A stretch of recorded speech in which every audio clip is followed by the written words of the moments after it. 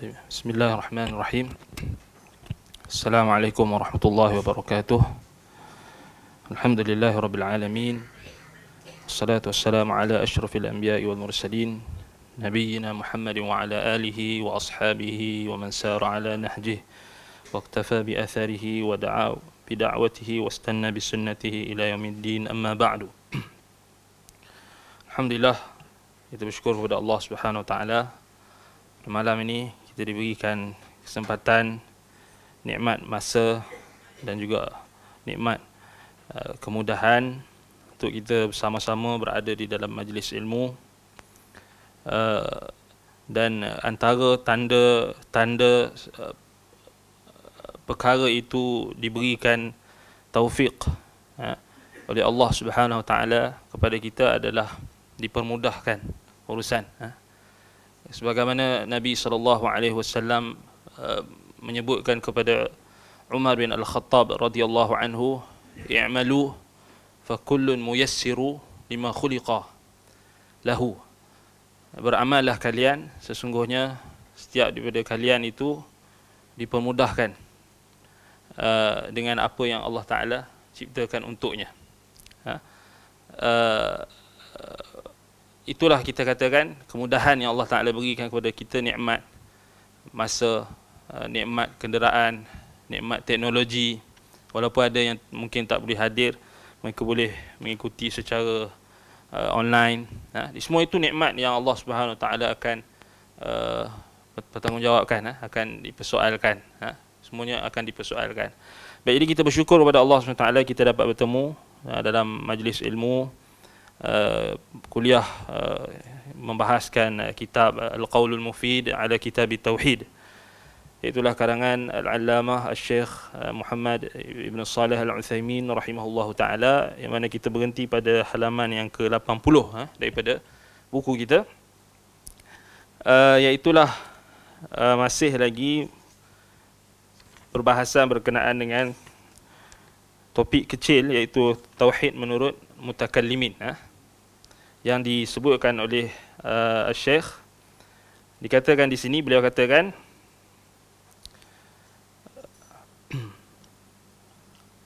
yang ni kita taklik dekat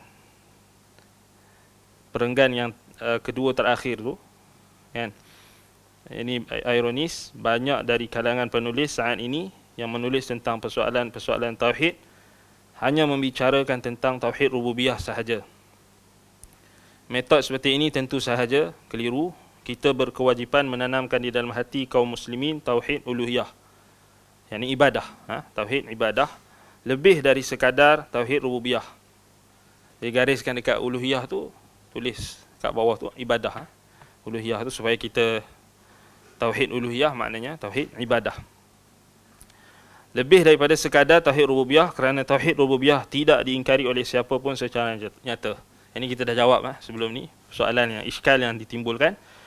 Baik, tentu sebuah kelalaian besar manakala kita hanya fokus menegaskan sesuatu yang sudah diketahui secara naluri dan fitrah, yang sudah diketahui melalui akal, sementara kita tidak membicarakan tentang hal yang dikuasai oleh hawa nafsu. Kerana menyembah selain Allah disebabkan kerana dominasi hawa nafsu seseorang hingga memalingkannya dari penyembahan terhadap Allah semata, lalu menyembah para wali dan hawa nafsu. Kerana itulah Nabi SAW menganggap orang yang fikirannya tertuju pada harta benda dan semacamnya sebagai budak dunia, yakni hamba dunia. Allah Ta'ala berfirman, afara'aita man ittakhadha ilahahu hawah. Maka pernahkah kalian melihat orang yang menjadikan hawa nafsunya sebagai ilah, sebagai sembahannya, sebagai tuhannya?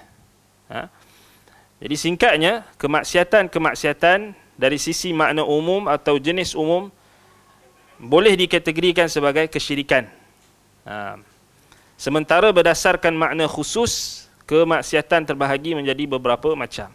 Okey, kat sini Syekh bantah kelalaian yang disebabkan oleh kita bincang sebelum ni, penyelewengan dalam makna tauhid yang dilakukan oleh golongan mutakallimin, sama ada mereka sedar atau tidak, sama ada mereka bertujuan yang baik atau tidak, tetapi sebagaimana kata sahabat Nabi yang mulia Abdullah ibn Mas'ud radhiyallahu anhu, fakam min muridin lil khair lan yusibahu, berapa ramai orang yang inginkan kebaikan tetapi dia tidak dapat mencapai kebaikan tersebut.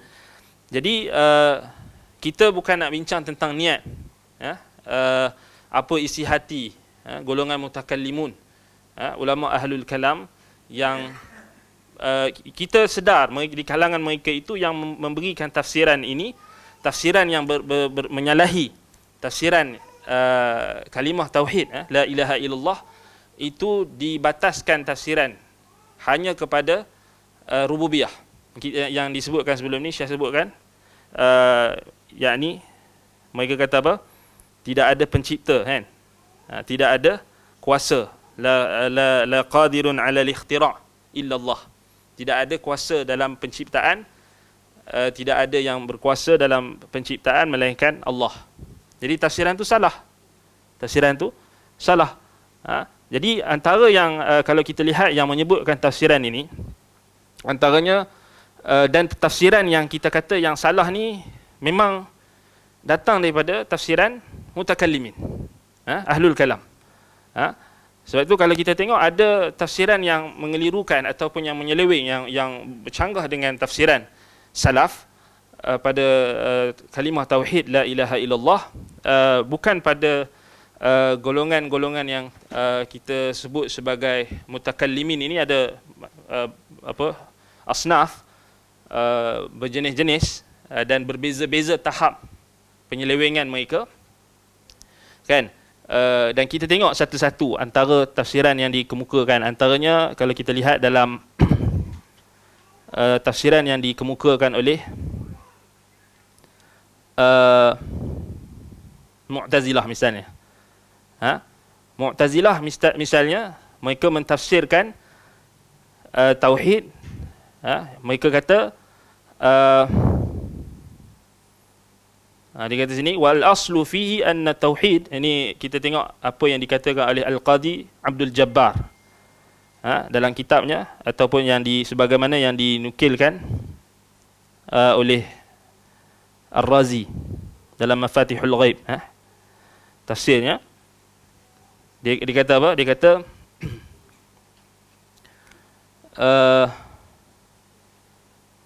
innahu subhanahu wa ta'ala wahidun fi dhatihi la qasima lahu wa wahidun fi sifatihi la syabiha lahu wa wahidun fi af'alihi la syarika lah. Sesungguhnya Allah Subhanahu wa ta'ala itu esa, tunggal pada zatnya, la qasima lahu, tidak berbahagi, tidak kita kata apa, dia berbahagi, tidak mempunyai bahagian baginya, dan esa ataupun tunggal pada sifat-sifatnya, tidak ada penyerupaan baginya, dan esa pada af'alihi, perbuatan-perbuatannya, la syarikalah, tidak ada sekutu baginya. Tak ada esa pada uluhiyah, tak ada pada ubudiyah, tak ada dinyatakan tauhid itu ditakrifkan sekali dengan ibadah. Nampak? Kan? Pada sifatnya, pada zatnya, pada af'alnya sahaja. Situ. Itu dalam kalau kita buka dalam tafsir Ar-Razi. Kemudian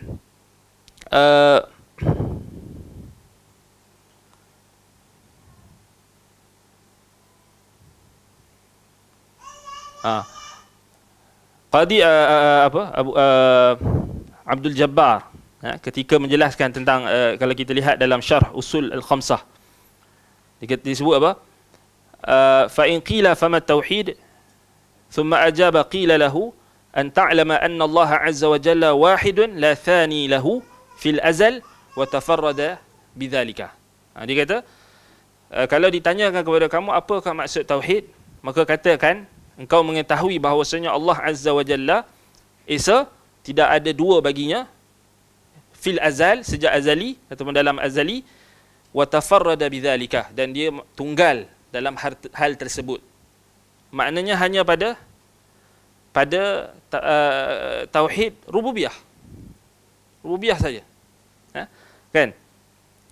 Dan asma' wa sifat pun kita kata ada masalah. Masalah kan. Baik. Kemudian kalau kita lihat dalam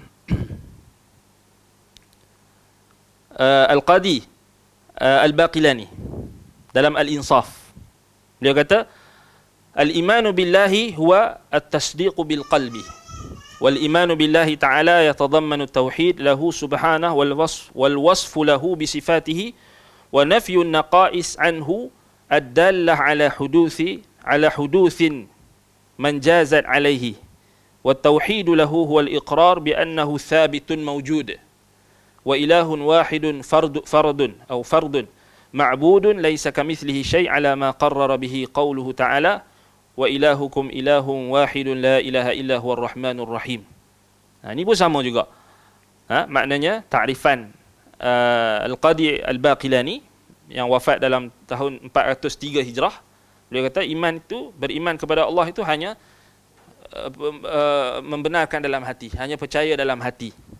Itu satu masalah juga, kan? Dan beriman kepada Allah itu mengandungi tauhid kepadanya, kan? Dan menyifatkannya apa yang disifatkan, apa yang menyifatkan baginya dengan sifat-sifatnya, dan menafikan kekurangan daripadanya yang menunjukkan akan hudutsin, yakni baharunya apa yang boleh disifatkan dengan sifat baharu, manjazat alaihi, yang boleh disifatkan dengan Tuhan dengan baharu. Maknanya menafikan sifat yang baharu. Sifat yang baharu maknanya mereka nak menafikan dekat situ, apabila mereka menafikan, mereka kata sifat baharu itu, maknanya mereka menafikan sifat-sifat khabariyah tentang Allah Subhanahu Wa Taala, misalnya beristiwa di atas arasy, Allah sifat nuzul misalnya, turun ke langit bumi, ke langit dunia 1/3 malam, kemudian pada hari Arafah, dalil-dalil yang menunjukkan Nabi sallallahu alaihi wasallam dan ayat-ayat Al-Quran yang mengkhabarkan tentang sifat-sifat Allah Subhanahu Wa Taala yang sabit, yang merupakan sifat khabariyah. Makna sifat khabariyah ni kita tak boleh kiyah dengan kita punya akal. Maknanya wajib kita imani sebagaimana yang Allah Taala sebut dalam Al-Quran, kama wasafahu Allah wa kama wasafahu rasuluhu sallallahu alaihi wasallam, sebagaimana yang Allah sifatkan dan sebagaimana yang rasulnya sifatkan dalam hadis, dalam sunnah. Baik, jadi di kat sini wa tauhidu lahu huwal iqrar bi annahu thabitun mawjud. Dia kata tauhid, yang ni yang versi Ahlul Kalam maknanya tauhid itu hanya mengakui bahawasanya Allah itu wujud, thabitun mawjud. Dan dia adalah ilah yang esa, yang disembah, laisa kamitslihi syai', yang tidak sama seperti sesuatu pun, kan? Itu kita setujulah, tapi tidak ditekankan pada uluhiyah, kan? Memang dia ada sebut kat situ, ada juga sebut wa ilahun wahidun fardun ma'bud, yang disebutkan juga yang disembah, kan? Tetapi diberikan fokus pada kewujudan saja. Maknanya tauhid bagi mereka hanya menetapkan kewujudan Allah dan kekuasaan Allah dan makhluk. Maknanya syirik kalau i'tiqad bahawasanya makhluk itu berkuasa. Makhluk itu berkuasa, ataupun ada kuasa selain Allah. Secara umum ada kuasa selain Allah. Maknanya jadi syirik bila i'tiqad sesuatu itu memberi bekas, yakni selain Allah itu memberi kesan, memberi bekas. Kerana bagi mereka selain Allah itu tidak ada kuasa. Kalau siapa yang i'tiqad, maknanya kalau orang tu pergi minta dekat kubur, minta dekat pokok, dia tak syirik lagi. Dia tak syirik lagi. Kecuali dia syirik bila? Kalau dia i'tiqad pokok itu lebih berkuasa atau boleh memberi manfaat dan mudarat secara mustaqil, itu baru syirik di sisi mereka. Sebab itu tak ada masalah, boleh minta kat pokok selagi mana tidak i'tiqad pokok itu berkuasa, pokok itu memberi bekas, memberi kesan, pokok itu khaliqun ataupun dia qadirun 'ala al-ikhtira'. Itu masalah musibah. Baik, dia kata sini lagi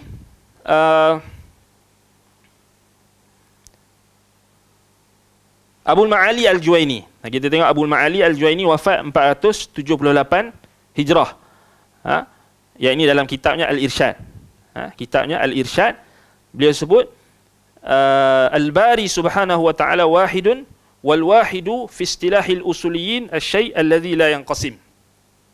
Walau qila al-wahidu huwa asy-syai' la waqa'a al-iktifa' bidzalik. Wal Rabb subhanahu wa ta'ala mawjudun fardun mutaqaddisun an qabuli at-tab'idi wal inqisam wa qad yuradu bi tasmiyati wahidan annahu la mithla lahu wa la nadhir. Abul Ma'ali Al-Juwaini dia kata apa? Dia kata Allah Subhanahu wa taala itu esa dan satu, tunggal. Al-wahid, esa ataupun satu, tunggal.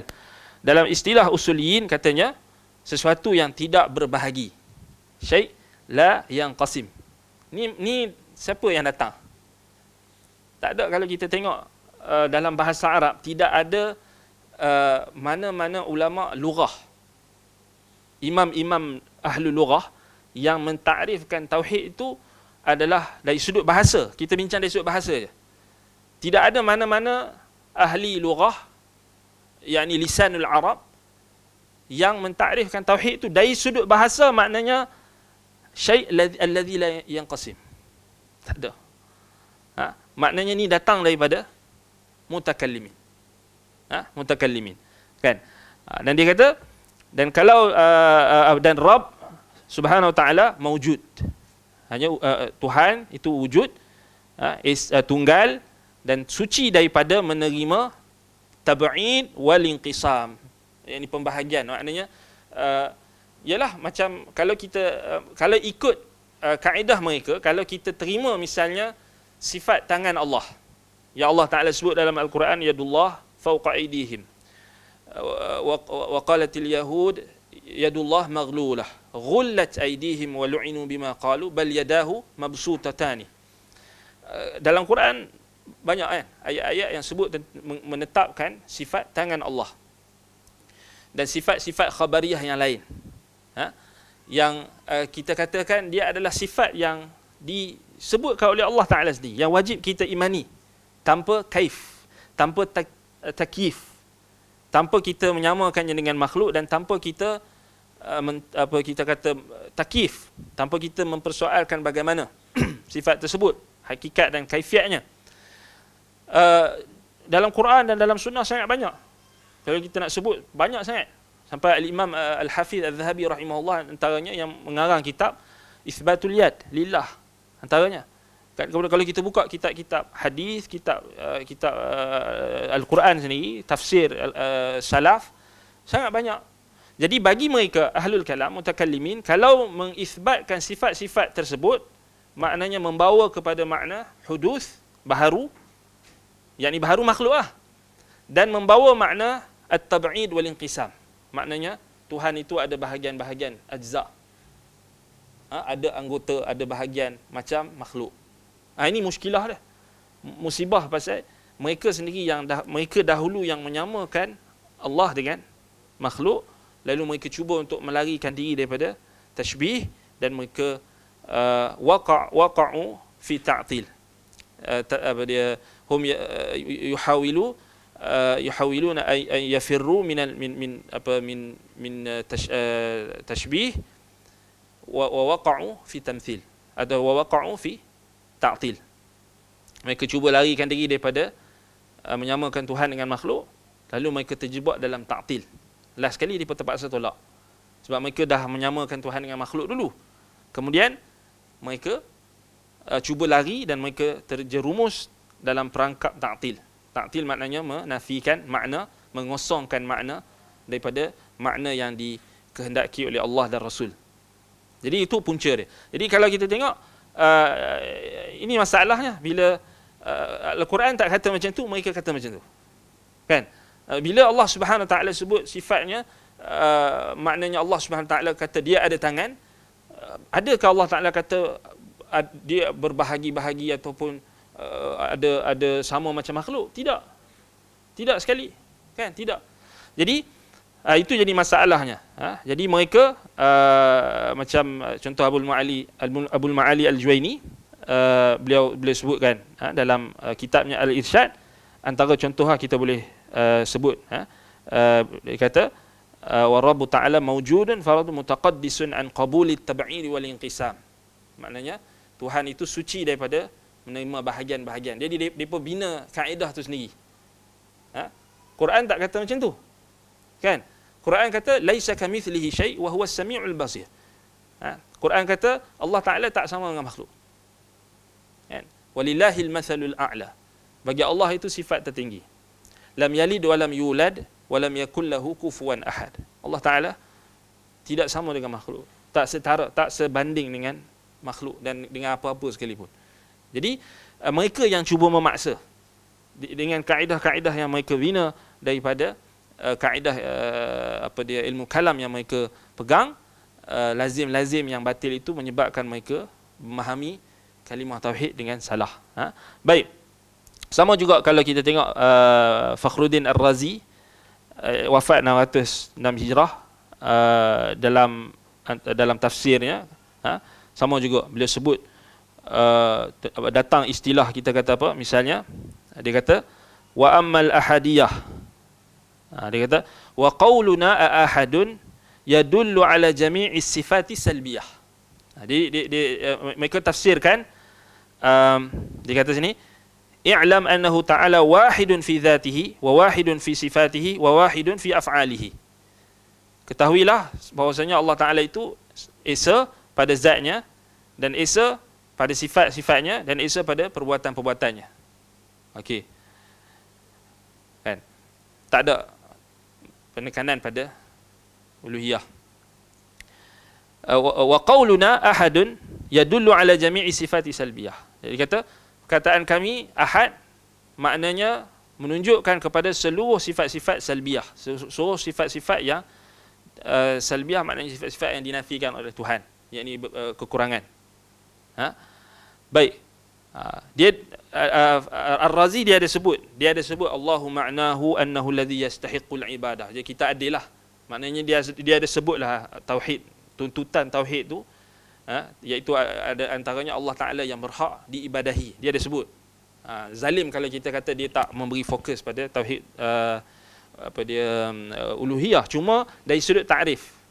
Dia sebut, kan? Dia sebut dalam tafsir tafsir Ar-Razi. Baik, dikatakan lagi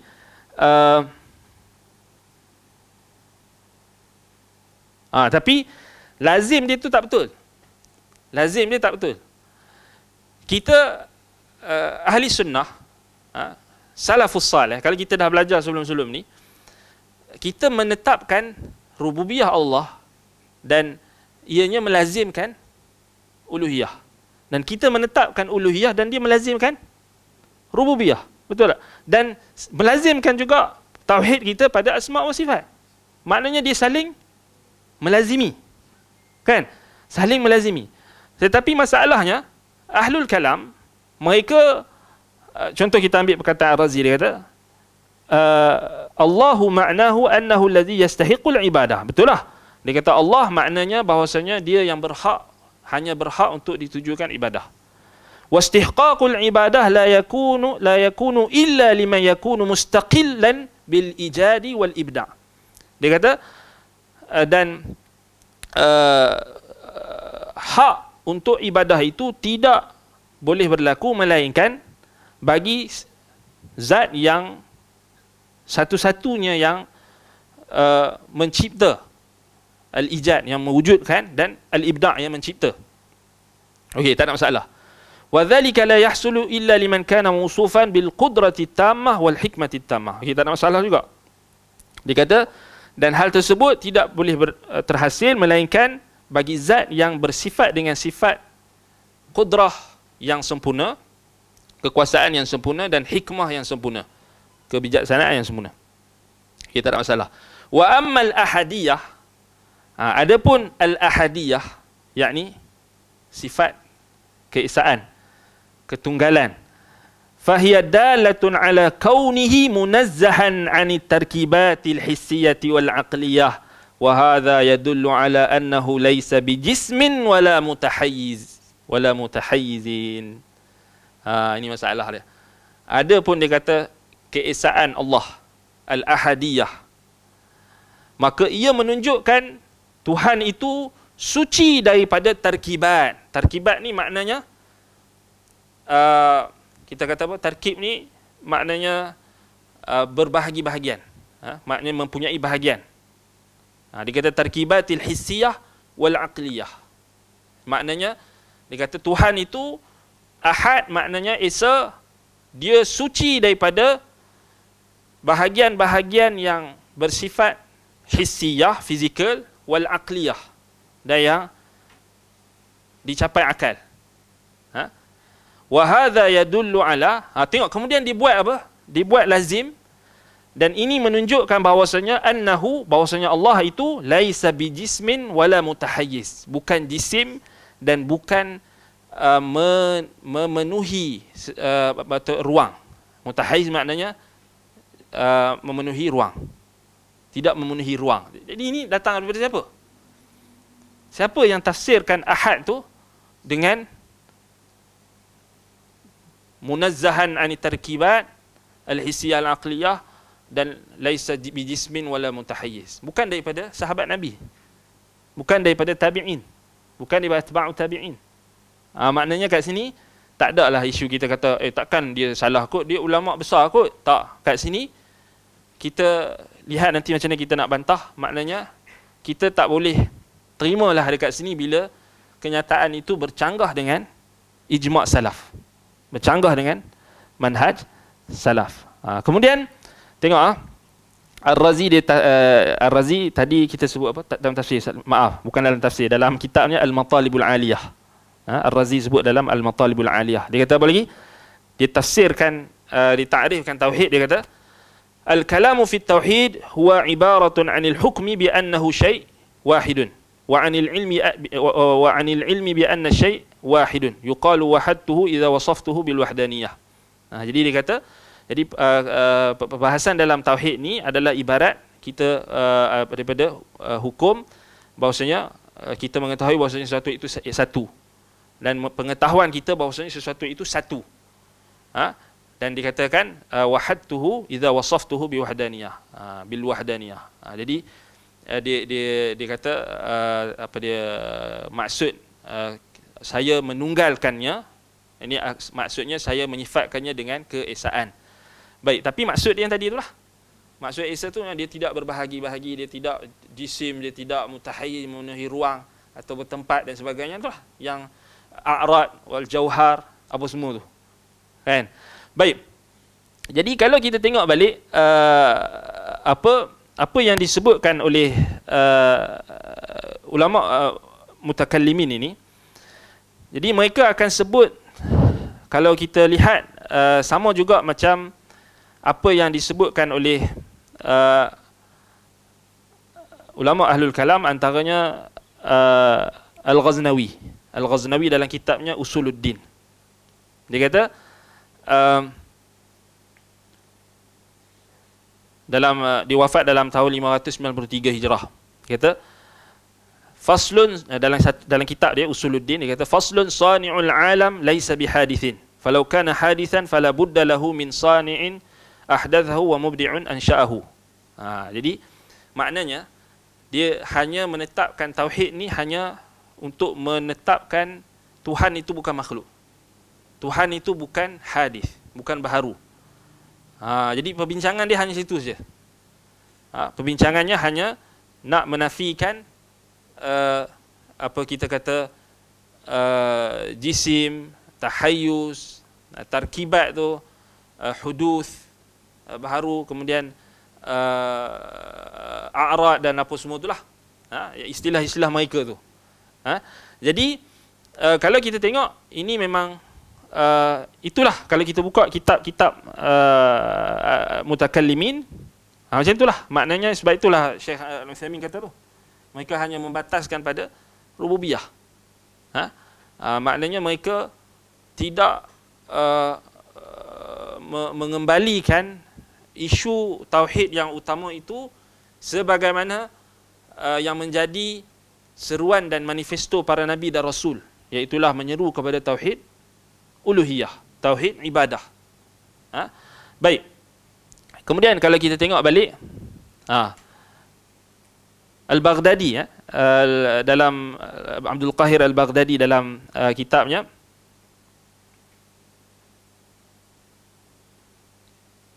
Usuluddin, Usuluddin, dia kata jelas dia ketika dia mentafsirkan, mentakrifkan al-ilah, dia kata waqtalafa ashabuna fi ma'na al-ilah, telah berselisih pendapatlah ashab kita, yang ashab merujuk kepada Asy'ariyah, dalam menetapkan makna al-ilah.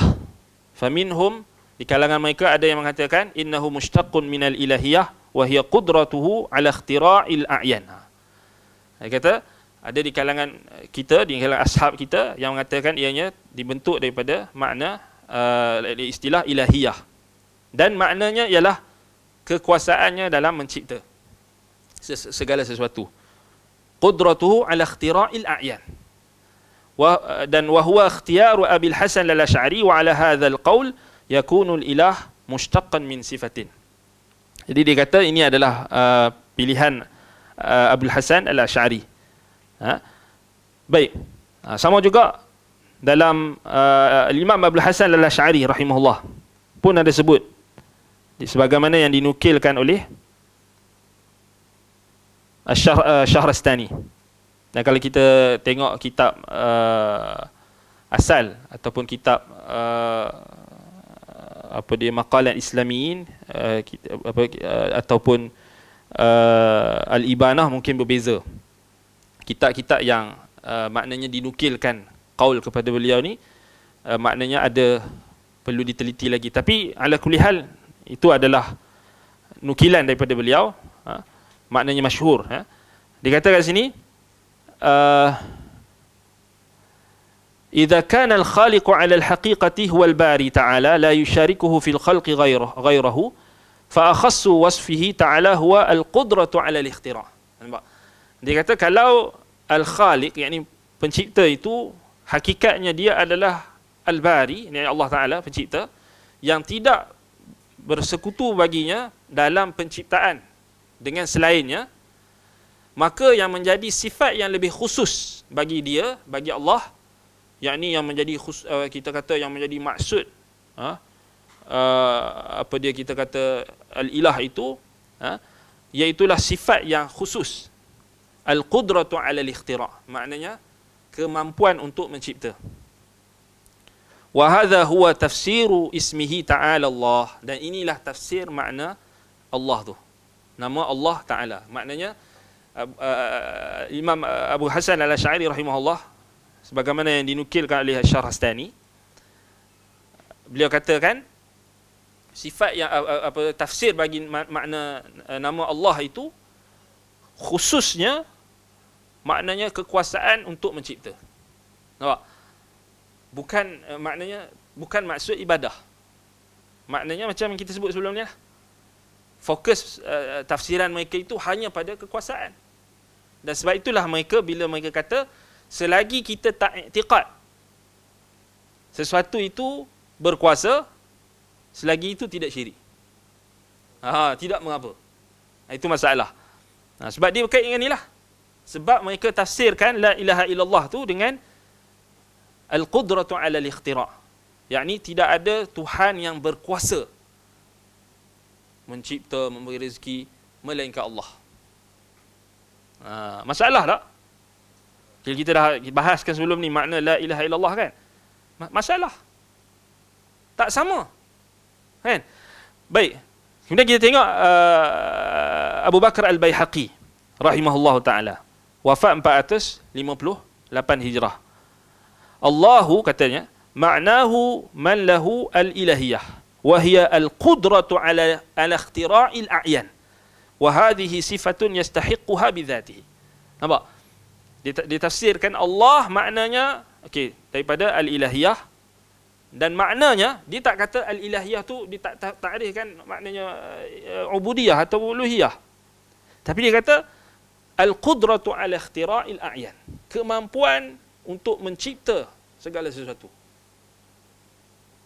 Dan inilah sifat yang berhak pada zatnya. Baik. Jadi inilah berlegar tafsiran mutakallimin. Kalau kita tengok berdasarkan kitab-kitab mereka, dan kalau kita nak tengok perbezaan tafsir la ilaha illallah, kalimah tauhid ini, try buka kitab-kitab tafsir, bezakan. Bezakan tafsir di kalangan mutakallimin. Cuba buka dalam ayat misalnya wa ilahukum ilahun wahidun la ilaha illa huwar rahmanur rahim. Contoh dalam surah Al-Baqarah ayat 163. Kita akan cuba kita bezakan antara tafsir ulama salaf dengan tafsir mutakallimin. Sangat beza. Akan beza. Kat sini memang kita kata dia adalah perkara yang tidak tersembunyi bagi sesiapa yang tahu dan boleh merujuk kitab-kitab mutakallimin, ahlul kalam. Jadi ini kita kata isu kita dengan mutakallimin. Maknanya bukan kecil, kan? Bukan kecil, kan?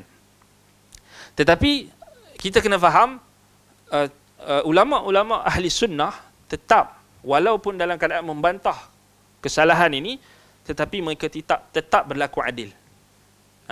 Dan kat sinilah yang dibahaskan oleh ulama sebagai kesalahan yang berbentuk takwil, yang menghalang untuk dijatuhkan hukum takfir alal muayyan. Maksudnya orang tu kalau pun disalah macam ni, tapi kesalahan dia berbentuk takwil. Faham tak? Kan? Tetapi ada beza dengan orang yang sudah tertegak hujah, dengan orang yang masih lagi ada syubhat-syubhat takwilnya. Itu memang ada bezalah. Tak samalah keadaan di situasi. Baik. Sebab itu tak ada mana-mana di kalangan ulama ahli sunnah yang datang kemudian yang membantah, seperti Al-Imam Ibnul Qayyim, Syekhul Islam Ibn Taymiyah rahimahullah. Walaupun Ibn Taymiyah bantah tu keras, tetapi dia tidak menjatuhkan kafir kepada, tak menghukumkan kafir kepada orang-orang yang tersalah dalam masalah ini. Itu adilnya ahli sunnah. Maknanya salah tu, kalau kita tengok ni tafsir la ilaha illallah kot. Maknanya kalimah tauhid. Tetapi tetap ada uzur dari sudut takwil tu, bagi ulama-ulama yang kita kata yang mereka tersalah. Tapi wajiblah dijelaskan. Bukan maknanya kita terima sahaja kesalahan mereka, kita kata tak apalah, dah mereka ulama, jadi kita pun tak payah bantah. Salah. Bantah tetap bantah, tapi dalam masa yang sama Syekh Al-Utsaimin hafizahullah, beliau tegaskan dalam kitabnya Ta'zim al-Ilm, maknanya bantahan itu tetap berlaku, yang dilakukan oleh ulama, maknanya kita nukilkan, tetapi dalam masa yang sama kita menjaga kredibiliti dan kedudukan mereka. Terutamanya macam tokoh-tokoh yang kita sebut nama-nama mereka tadi, mereka ada jasa dalam hadis, dalam fiqh, dalam ilmu-ilmu Islam. Maknanya kita adil lah. Kat situlah sebenarnya kalau kita tengok macam mana adanya muwazanah. Maknanya sebahagian orang dia kata ulama ahli sunnah ni tolak total muwazanah. Muwazanah maknanya kita timbang kebaikan orang tu. Maknanya kalau kebaikannya lebih banyak, maknanya kita ambil kebaikannya. Tapi kalau keburukannya lebih banyak, kita tinggalkan dia dan tak disebut kebaikan dia.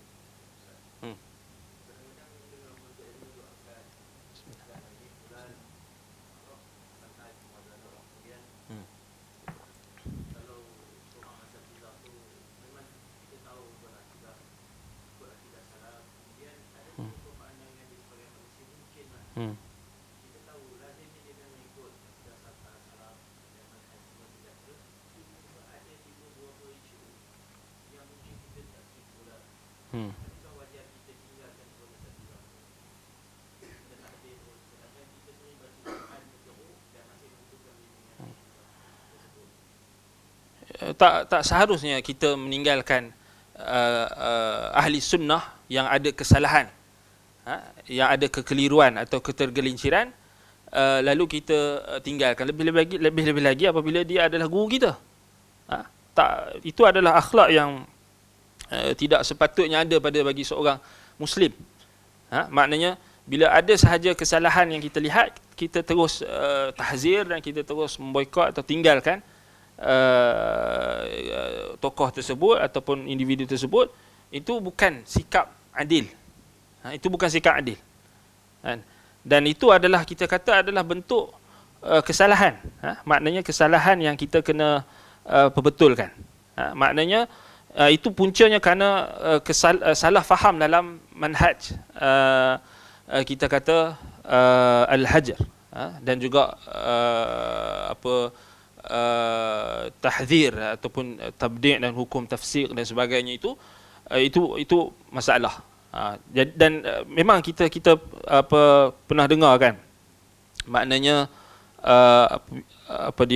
orang golongan-golongan yang pelampau ni dalam menghukum orang lain dan tidak berlaku adil.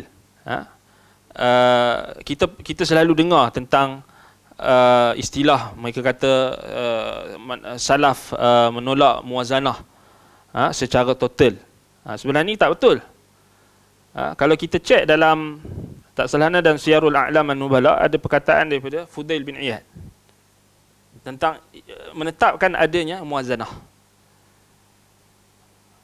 yang anda sebut tadi. Apa maksud muwazanah? Maknanya jika seseorang individu, tokoh,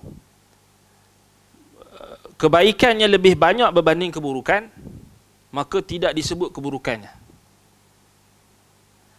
Jikalau keburukannya lebih banyak berbanding kebaikannya, maka tidak disebut kebaikannya. Adil tak? Adil. Dan inilah muwazanah. Dan muwazanah ini kita kata maknanya timbang. Kita menimbang seseorang tokoh itu, dan sebenarnya dipraktikal. Bukan pada tokoh saja, bahkan pada kehidupan seharian kita. Muwazanah tu kita praktikal. Sebenarnya muwazanah ni maknanya macam yang Fudail bin Iyad rahimahullah sebut, sebagaimana yang diriwayatkan oleh al-Imam Al-Zahabi dalam Siyarul A'lam An-Nubala. Begitulah juga Al-Hafiz Ibn Abdul Bahar dalam Jami'u Bayan Fadlil Ilm, Jami'u Bayan Al-Ilmi wa Fadlihi. Kemudian Syekhul Islam Ibn Taimiyah dalam Majmu' Al Fatawa pun sebut benda yang sama. Dan ulama-ulama ahli tahqiq sebut, maknanya manhaj salaf itu, dia muwazanah tu bukan manhaj bid'i dah, bukan manhaj bid'ah. Sebab kita selalu dengar ada golongan ghulatut tahzir, golongan ghulatut tajrih ni, mereka kata siapa muwazanah ni dia mumayyi'. Salah. Bahawa muwazanah tu lah manhaj salaf, dan itulah ajaran Islam. Anda bagi contoh yang mudah. Kalau kita tak ada muwazanah, apa berlaku kita dengan isteri kita? Tak ada muwazanah. Isteri kita buat salah sikit, habis tahzir, boykot. Logik tak? Ana terbaca tu, ana tersalah baca. Katakan ana terbaca tadi tu tersalah eja sikit. Ustaz salah baca, kita tinggal ustaz. Tak ada muwazanah. Itu maksudnya. Depa yang geng-geng ghulatut tajrih ni, ghulatut tahzir ni, ghulatut tabdi' panggil apa kan, yang ekstrim ni, yang fanatik kepada maknanya manhaj mereka yang tertentu, tokoh mereka tertentu, mereka tak boleh terima pendapat orang lain melainkan syekh-syekh mereka sahaja yang mereka tentukan, yang mereka takdiskan, mereka sucikan. Tak terbuka dalam benda macam ni. Sedangkan benda ni bukan benda yang kita kata tak boleh nak rujuk kitab-kitab yang kita sebutkan tadi, kan? Jadi memanglah pada ahlul bid'ah wal ahwa, yang memang ahlul bid'ah wal ahwa, memang tak ada muwazanah. Faham? Itu semua sepakat. Tapi masalahnya sekarang pada ahli sunnah. Sebab itu anda bagi contoh macam kita dekat rumah dengan isteri kita, dengan kawan kita. Katakan kawan kita salah sikit terus kena tahzir, kena boykot. Tak praktikal. Sebenarnya muwazanah tu memang manhaj. Bahkan muwazanah itulah kita kata apa? Manhaj Islam yang sebenar. Kita disuruh untuk berlaku adil. Dan jangan disebabkan kebencian kita terhadap satu kaum itu, kita tidak berlaku adil. Wala yajrimannakum syana'anu ala qaumin ala alla ta'dilu. I'dilu huwa aqrabu littaqwa. So Allah Ta'ala suruh kita berlaku adil. Kan? Dan termasuk berlaku adil yang diguna pakai oleh ulama-ulama salaf, ulama-ulama ahli sunnah adalah bersikap muwazanah tadi. Maknanya takkan Ialah kita kata tak boleh nak hidup seorang-seorang. Mana ada orang yang tak buat salah? Cuba bayangkan Sebab itu tak praktikal langsung. Sebab itu golongan yang menolak muwazanah secara total ni sebenarnya dia ada masalah. Dia tak faham apa maksud muwazanah. Dia tak faham dan dia tak maknanya dia keliru dalam, sebab dia ada masalah dalam menghukum orang lain sebagai ahlul bidah wal ahwa tu. Sebab dia kata siapa yang duduk dengan sekian habis. Duduk saja bermajlis terus jadi ahli bidah. Duduk dengan ahli bidah jadi ahli bidah. Siapa yang bahkan lebih dahsyat lagi, siapa yang tidak berkongsi syekh kita punya kuliah, maka dia ahli bidah. Itu tanda-tanda dia ahli bidah. Tak kongsi kuliah kawan tu pun jadi ahli bidah, gila. Tak doakan kematian tokoh mereka, juga dikira ahli bidah. Mendoakan rahmat kepada tokoh yang menjadi musuh mereka, ahli bidah. Macam kes isu Dr. Yusuf Al-Qardawi. Ucap rahimahullah pun tak boleh. Tarahum tak boleh. Kemudian mereka bawa lah asal-asal salaf tentang kematian Bishr Al-Marisi dan sebagainya. Tak kena. Konteks salah, kemudian tak betul, dia orang pun tak faham. Wallahul musta'an. Jadi masalah. Jadi akhir sekali semua ahli bid'ah belaka. Kan? Yang ni itu disebut oleh asatizah kita, ingatkan tentang golongan yang kita kata yang bahagian asatizah kata ultra. Ultra dalam bersikap, kita kata bukan ada ultras Melaya je kan. Ultras dalam tahzir. Kan? Mana fanatik sangat. Fanatik. Jadi ini kita kata masalah, musibah. Baik. Jadi kita kena faham. Jadi itu sebab kalau kita tengok Syekhul Islam Ibn Taymiyah rahimahullah, beliau praktikkan manhaj ini. Dan itulah yang dimaknakan dengan Ahlus Sunnah a'lamun nas bil haqqi arhamun nasi bil khalqi. Ahli sunnah adalah manusia yang paling mengetahui kebenaran dan manusia yang paling rahmat sesama makhluk. Allah Subhanahu wa taala perintah dekat kita. Wa tawassaw bil haqqi wa tawassaw bis sabri wa tawassaw bil marhamah. Jangan lupa tu, wa tawassaw bil marhamah, saling berpesan-pesan dengan rahmat. Kan? Bila kita nasihat, kita bagi tahu kesalahan ahlul kalam, bukan bermakna kita ni benci mereka, musuhi mereka. Bukan, bermakna kita sayanglah. Sebab mereka ahlul qiblah, orang Islam. Betul tak? Sebab itu kita selalu ingatkan. Dan itulah manhaj Syekhul Islam Ibn Taymiyah, manhaj Imam Ibn Al-Qayyim, manhaj ulama-ulama ahli sunnah zaman berzaman. Cuba kita tengok praktikal macam mana Syekh bin Baz rahimahullah. Jamiah Islamiyah, Universiti Islam Madinah tu, kalau kita tengok, siapa yang pernah tengok dia ceramah khas yang pernah dijemput Syekh Profesor Dr. Mahmud Qadah. Pernah tak tengok? Yang didedahkan tentang nama-nama ulama yang dalam senarai, dalam kita kata mereka yang ada tanda tangan dan juga mereka yang terlibat secara langsung dalam pembinaan ataupun pembangunan Universiti Islam Madinah tu. Ulama-ulama Asy'ariyah pun ada. Ulama-ulama Al-Azhar. Cuba nampak. Kalaulah manhaj muwazanah tu tak terpakai, Syekh bin Baz dah tahzir awal-awal lah. Masalahnya mereka duk kata kami ikut Syekh bin Baz, kami ikut Syekh Al-Utsaimin, tapi mereka tak ikut sebenar. Mereka lari jauh daripada manhaj 3 orang syekh yang ma'ruf dengan keilmuan mereka, dengan pegangan mereka terhadap manhaj salaf, seperti Syekh bin Baz, Syekh Al-Utsaimin dan juga Syekh Al-Albani. Mereka tak ikut. Mereka ada manhaj baru. Itu masalahnya. Kalau kita tengok Universiti Islam Madinah tu, cuba cari, cuba godek-godek cari Google ke ataupun cari balik kuliah yang Profesor Dr. Mahmud Qadah tu, hafizahullah. Rasanya buat tak ingat lah, time PKP kot rasanya. Time PKP kan, nanti share balik. Cuba dia share Dr. Mahmud Qadah, dia ada share dokumen. Dia ada bacakan dokumen nama-nama ulama yang terlibat sama dalam pembinaan Universiti Islam Madinah. Antaranya nama-nama ulama Asy'ariyah. Jadi takkan Syekh bin Baz ni ahli bid'ah? Nampak? Kalau mereka kata tak boleh bekerjasama dengan Asy'ariyah, tak boleh bekerjasama dengan ini. Apa masalah? Syekh bin Baz rahimahullah bukan salafi.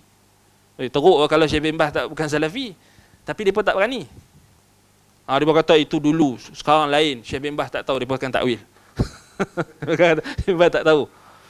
Kan? Jadi kita kata banyak lagi kalau kita tengok, ialah kita tengok asatizah kita yang senior-senior, bagaimana mereka bekerjasama. Ada masalah tak? Tak, menunjukkan itulah manhaj Islam. Kan? Maknanya kita, walaupun kita berbeza pendapat dengan Asy'ariyah sekalipun, tapi tidak menghalang kita untuk bekerjasama dalam perkara yang apa kita kata ada kesepakatan. Contohnya kerjasama Salafiyah dengan Asy'ariyah dalam membantah golongan Batiniyah. Kan? Jelas. Golongan Syiah. Kan? Tapi bila sampai pada part-part yang perlu kita jelaskan, bantahlah. Kan? Sebab itu tak ada masalah. Kita maknanya bantah dengan baik.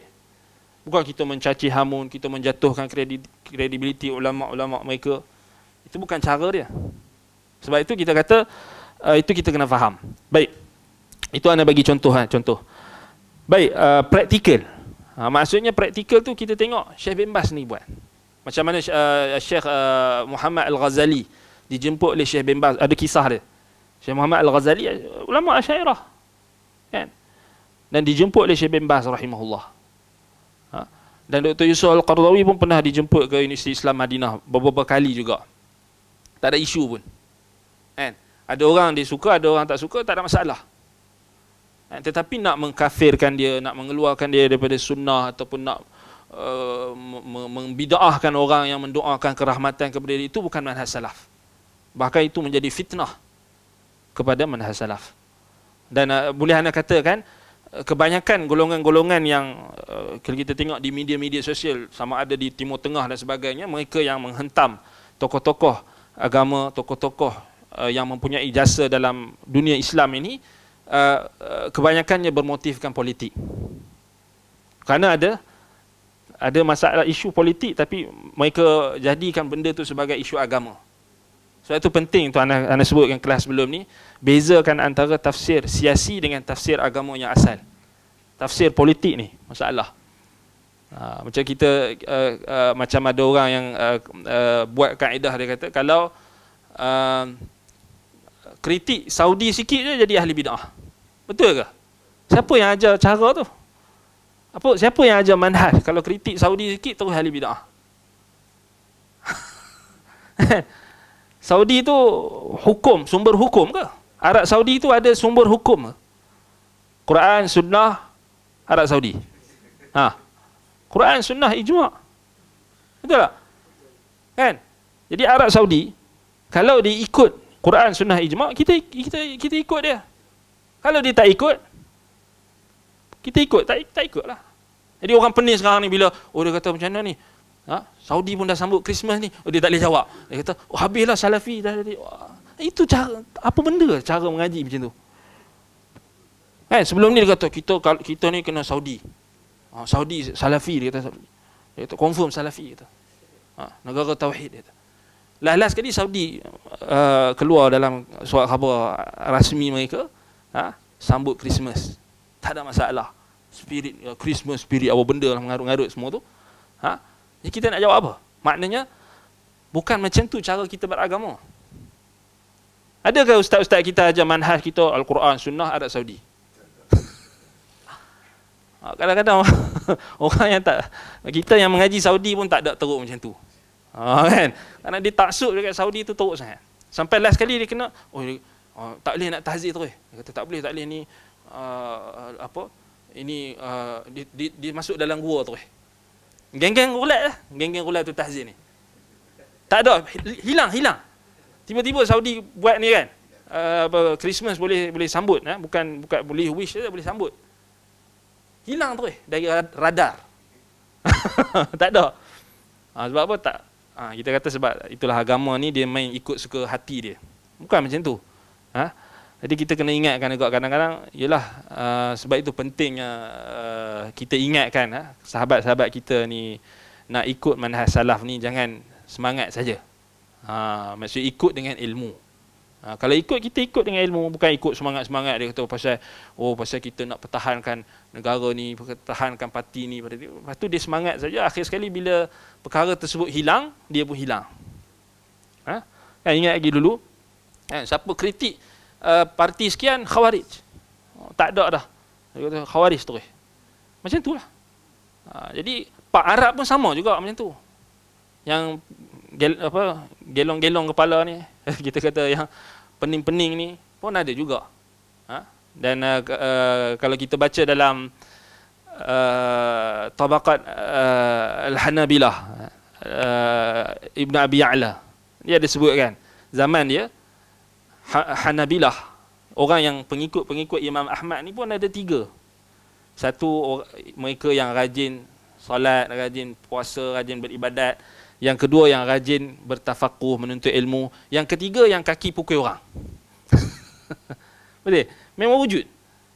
Jadi, kalau ada orang-orang yang mengaku dia salafi, tapi dia suka bergaduh dengan orang, kaki pukul, samsing, buat masalah dengan orang, ada masalah tak? Tak ada isu sebenarnya. Itu masalah peribadi dia, masalah dia, bukan masalah manhaj. Sebab setiap zaman macam tu, ada orang yang taksub, fanatik. Kalau siapa yang boleh baca macam mana kisah Al-Imam An-Nasai rahimahullah dipukul ketika masuk di Syam, kan? Sangat tragis. Puak-puak macam itulah geng-geng yang taksub ni. Nampak? Imam At-Tabari difitnah. Dia puak-puak macam ni. Imam Al-Muzani, anak murid Imam Syafi'i, difitnah. Puak-puak macam ni, hak tak mengaji ni, hak semangat lebih. Jadi biasalah, zaman sekarang ni pun zaman kita ni lagilah hak semangat tu lagi semangat tak tentu arah. Ini kita kena hati-hatilah. Kena hati-hati. Ada kawan-kawan kita yang terlajak sikit tu, kita kena tariklah tangan dia. Kata mengaji. Lazimi majlis ilmu, datang. Maknanya jangan kuat nak berdebat dekat media sosial, kuat nak bergaduh. Salah sikit nak bergaduh dengan orang, jangan. Bukan apa, nanti jadi fitnah. Fitnah. Kan? Kita sebut ni sebab jadi fitnah dah. Kan? Kita terlampau percaya dan akhir sekali orang guna nama kita. Dan terpalit nama kita. Dan sekarang bukan zaman kita boleh sangka baik dah. Kalau jadi macam tu. Maknanya orang tu buat taik, dapat nama tu kat kita. Faham tak? Kan? Orang tu, dia, yelah memanglah dia main kelas kita. Tapi tak adalah melazimi. Dia main kelas, adalah 2-3 kali. Kemudian dia ambil gambar sikit, kemudian dia dakwa sekian. Kemudian dia buat masalah, kita kena. Ni anak murid ustaz tu lah. Rosak nama ustaz. Kesianlah kat ustaz-ustaz kita. So janganlah kita buat taik kat nama mereka. Kalau nak buat taik, buat taik kat tempat lain. Sebab macam itulah kita kata dia duduk menempel dekat sini, menempel dekat situ, kemudian dia buat nama. Dia buat buruk nama guru-guru dia. Dan ni kita kena ingat kan? Kita kena ingat kan? Orang kita sepatutnya kita tunjuk contoh yang baik. Kita mengharumkan lagi nama guru-guru kita. Maknanya kita cuba untuk jaga nama-nama mereka itu daripada terpalit dengan perkara-perkara yang tidak sepatutnya. Dan itu bentuk pengagungan ilmu. Antaranya adalah kita menjaga kredibiliti guru-guru. Bukan dengan kita menconteng arang, dengan kita membuat perkara-perkara yang di luar batasan. Wal'iyadzubillah. Apatah lagi buat perkara-perkara yang kita kata yang boleh menjatuhkan seseorang kepada kebinasaan. Baik. Soalan tu dia berkait-kait. Allahul musta'an. Baik, balik pada ta'rif tauhid tadi. Jadi ahlul kalam, mutakallimin, jadi mereka ni kat situlah masalahnya. Jadi mereka tafsir secara umumnya mereka hanya bataskan kepada kekuasaan, bukan pada ibadah. Dan ada tak ulama-ulama yang sezaman? Ini persoalan dia. Ada tak ulama-ulama yang sezaman dengan nama-nama yang kita sebut tadi, ataupun yang sebelum mereka membantah tafsiran tauhid yang ditafsirkan oleh ulama ahlul kalam, mutakallimin? Jawapannya ada. Antara yang terawal, Al-Imam Al-Qadi Ibn Suraij. Al-Qadi Ibn Suraij wafat dalam 300 lebih Hijrah. Al-Qadi Ibn Suraij ni dia tabaqat yang kedua atau ketiga ashab Syafi'i. Maknanya dia ulama mazhab Syafi'i pada tabaqat kedua atau ketiga. Dan dia adalah syekh, disebutkan dia adalah syekh Syafi'iyah pada zamannya, Al-Qadi Ibn Suraij rahimahullahu ta'ala. Baik, antara yang membantah juga adalah Al-Imam Al-Asbahani, Al-Imam Abul Qasim Al-Asbahani At-Taimi, dalam kitabnya Al-Hujjah fi Bayanil Mahajjah, dan disebut satu fasal. Dia kata, faslun fi bayanil umuri allati yakunu biha ar-rajulu imaman fid din wa anna ahlal kalam laisu minal ulama. Dia kata, dia buat satu fasal dalam kitabnya Al-Hujjah fi Bayanil Mahajjah, Al-Imam Al-Asbahani.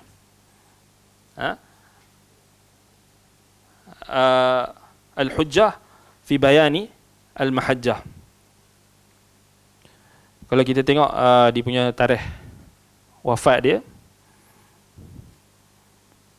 baik, nama penuh beliau Qiwamus Sunnah, ni gelaran ya, Qiwamus Sunnah, Ismail bin Muhammad ibn Fadl At-Tamimi Al-Asbahani. Al-Asbahani. Tak salahnya dia wafat dalam 500 Hijrah. 500, kalau kita cek kat sini, 535 Hijrah.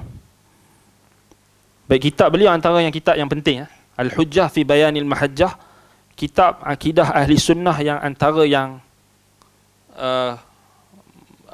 kita boleh katakan yang dikarang pada kurun yang ke-6 Hijrah, maknanya antara yang unik dan berbeza daripada kitab-kitab lain. Maknanya dalam kitab tu ada apa yang tidak ada pada kitab-kitab lain, ada keistimewaan dia tersendiri, dan antaranya bantahan terhadap mutakallimin lebih terperinci. Sebab tu kita sebut tadi, Imam Al-Asbahani dalam Al-Hujjah fi Bayanil Mahajjah, dia ada sebut satu fasal.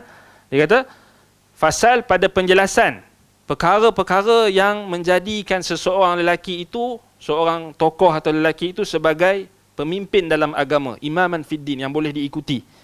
Wa anna ahlal kalam laisu minal ulama, dan menjelaskan bahawasanya ahlul kalam bukan di kalangan ulama. Apa maksud bukan di kalangan ulama tu? Maknanya ulama dulu, sebab isu ni ada berkait dengan tauhid, jadi mereka comparekan mutakallimin tu, tafsiran la ilaha illallah mereka itu dengan tafsiran sahabat. Jadi bila dibawa nama-nama mutakallimin, ahlul kalam, list ahlul kalam tu dia bawa, compare dengan nama sahabat, dia pun jadi ulama tak? Out lah. Betul tak? Macam kita kan, orang panggil kita ustaz, nama kita dikomparekan dengan mufti, mufti yang hebat-hebat, mufti Saudi ke, kemudian ulama-ulama besar di Maghribi ke, di Mesir ke apa, memang out lah nama kita. Kan? Bukan ulama lah kita, betul tak? Tapi kita dekat kampung kita orang panggil, inilah ustaz kami, inilah ulama kami, kan, wali dan sebagainya. Jadi itu kita kena faham.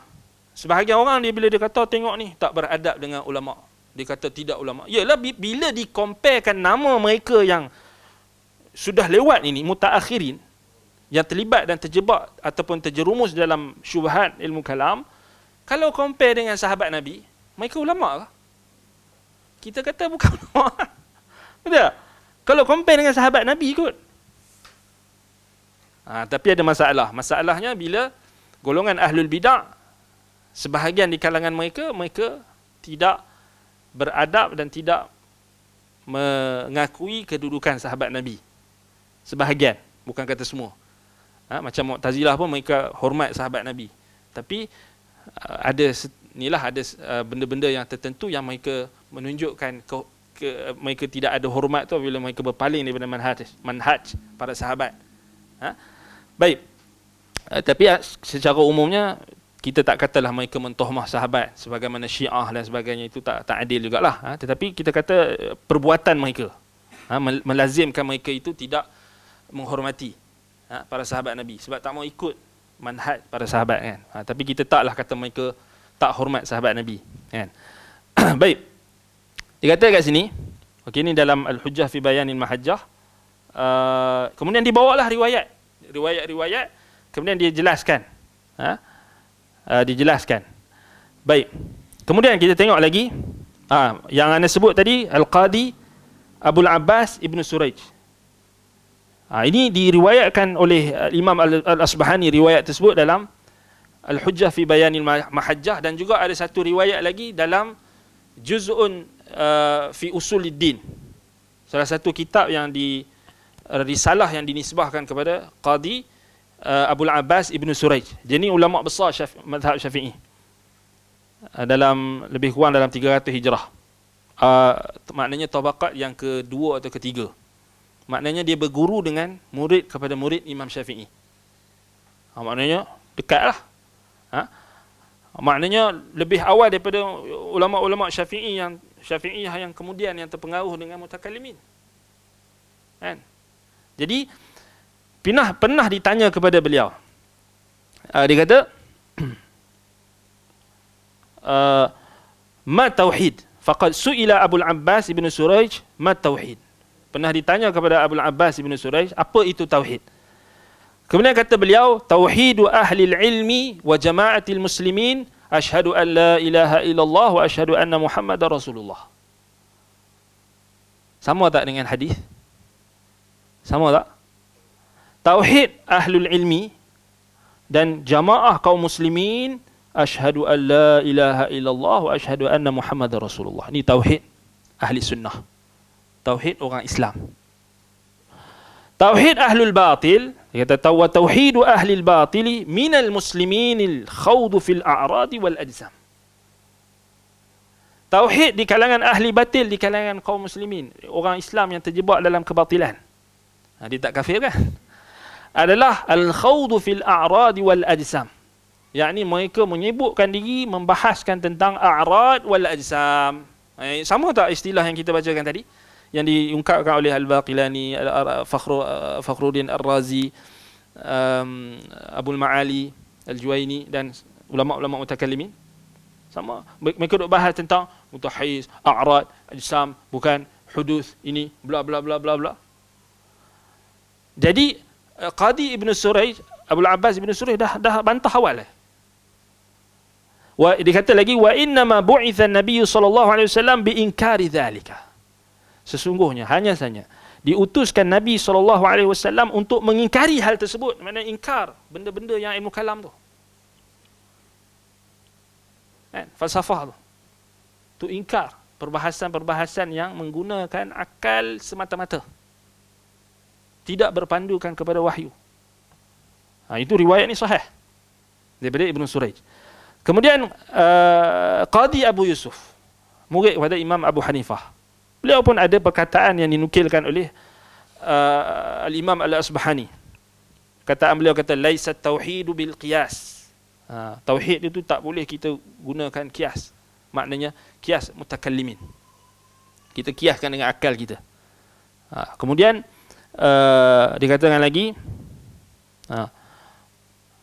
perkataan dia kata, faqad amarana Allah an nuwahhidahu wa laysa tauhid bil qiyas li'anna al qiyas yakunu fi syai'in lahu syabahun wa mithlun wallahu la syabha lahu wala mithl tabarakallahu ahsanul khaliqin. Jadi dia kata Allah perintahkan kita untuk mentauhidkannya, dan bukan tauhid itu dengan kias. Maknanya kamu duk bahas, kamu duk guna logik-logik yang kamu bina sendiri dengan akal-akal kamu, kerana kias itu berlaku pada sesuatu yang ada persamaan atau pemithil, penyerupaan, dan Allah tidak ada persamaan dan penyerupaan baginya.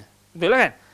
Kenapa kita nak kiaskan Allah dengan a'rad, dengan ajsam, dengan tabai, dengan berbahagi atau tak bahagi, anggota atau tak anggota, mutahayy, apa dia memenuhi tempat atau ruang dan sebagainya. Kenapa kita nak kiaskan dengan makhluk? Sedangkan Allah Taala tidak ada misal. Laisa kamitslihi syai'. Tidak ada sesuatu pun yang sama dengan dia. Nampak?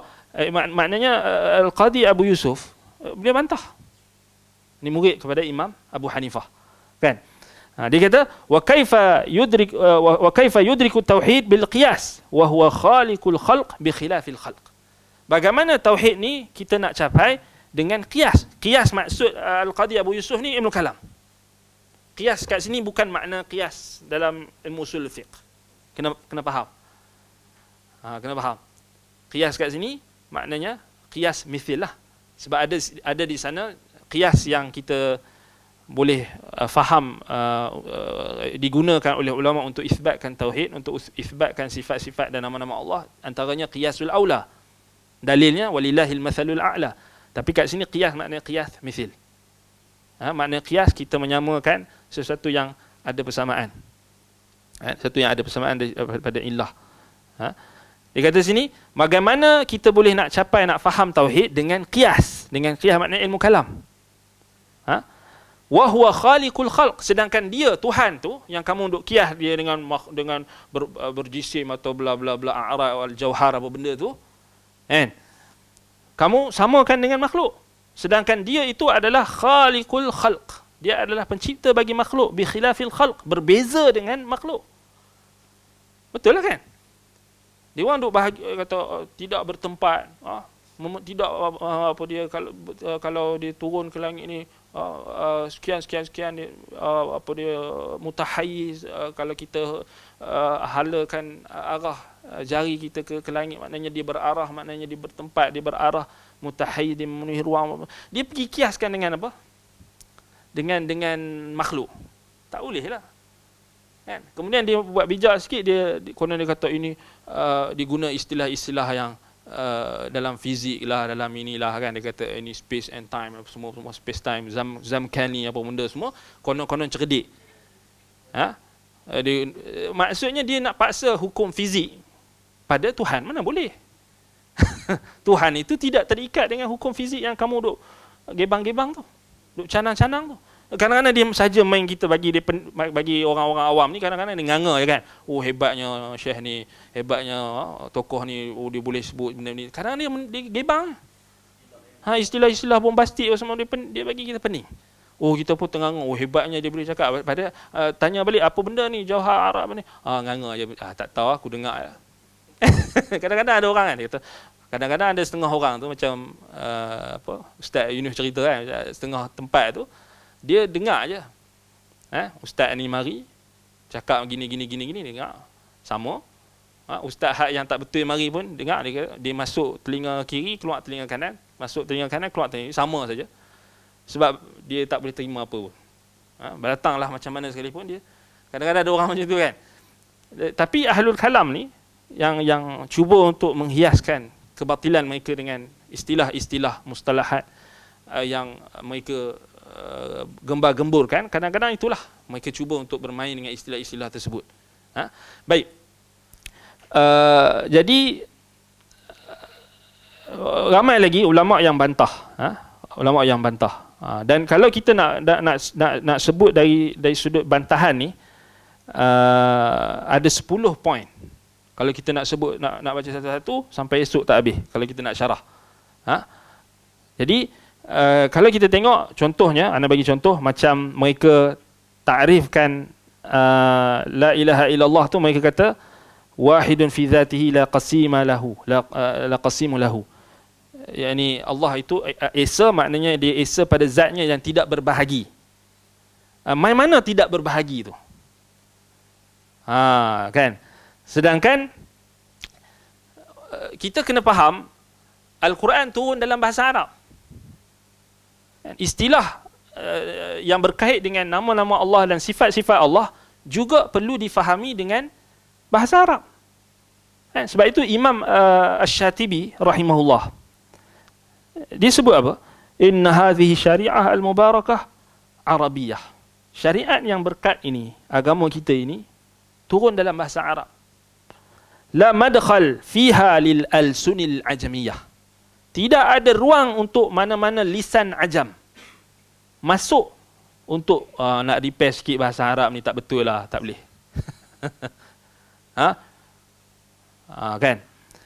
وهذا وإن كان مبينا في أصول الفقه مبينا في أصول الفقه وأن القرآن ليس فيه كلمة أعجمية عند جماعة من الأصوليين. Jadi dibahaskan tentang dalam Quran ni tak ada kalimat-kalimat yang ajam.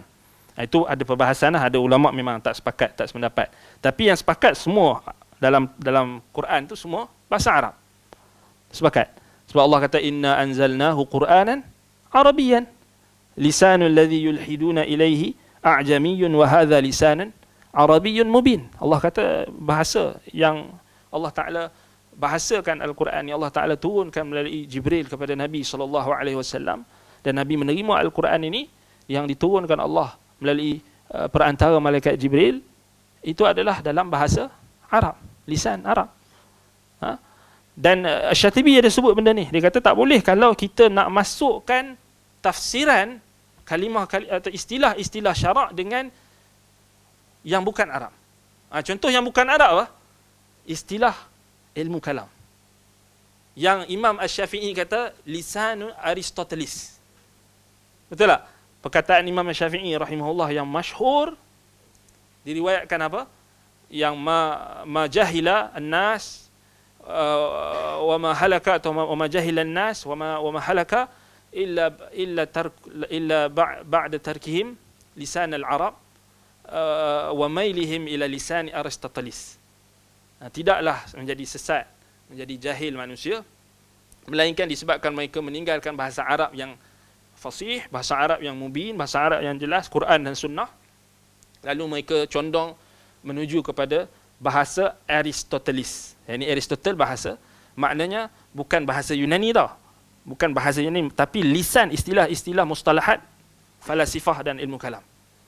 Itu sebab zaman Imam Asy-Syafi'i itu, Imam Asy-Syafi'i dah berdebat dengan geng-geng Mu'tazilah yang keras kepala.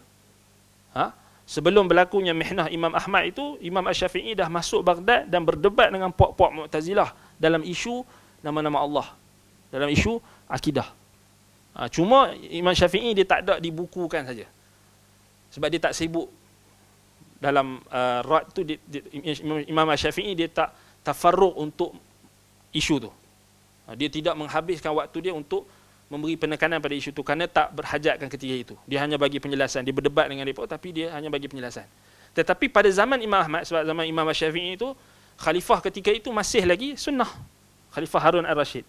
Tapi pada zaman Imam Ahmad berbeza.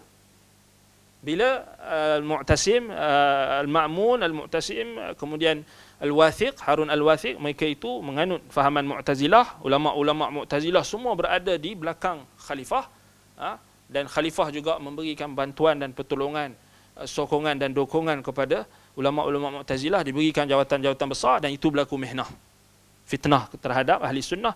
Imam Ahmad terpaksa membantah mereka melalui penulisan, antaranya kitab beliau Ar-Raddu 'ala al-Jahmiyah, Ar-Raddu 'ala az-Zanadiqah wal Jahmiyah ataupun Jahmiyah wal Zanadiqah. Kemudian kitab selepas itu Ad-Darimi, Al-Imam Ad-Darimi membantah Al-Bishr Marisi. Kemudian ulama-ulama yang datang kemudian mereka membantah Ahlul Kalam ketika itu. Sebab itu kita kena faham tidak ada ruang untuk bahasa-bahasa asing. Tak boleh kita nak, sebab itu kita kata nak tafsirkan la ilaha illallah ni bukan ringan. Kan? Sebab dia adalah apa? Kalimah syahadah. Rukun Islam yang pertama. Mengucap dua kalimah syahadah, dan kita nak faham kalimah syahadah tu, kalau tu salah faham, habis yang lain. Betul tak? Sebab itu nak faham mesti kena ikut kefahaman sahabat Nabi dan macam mana Rasulullah SAW tafsirkan. Baik.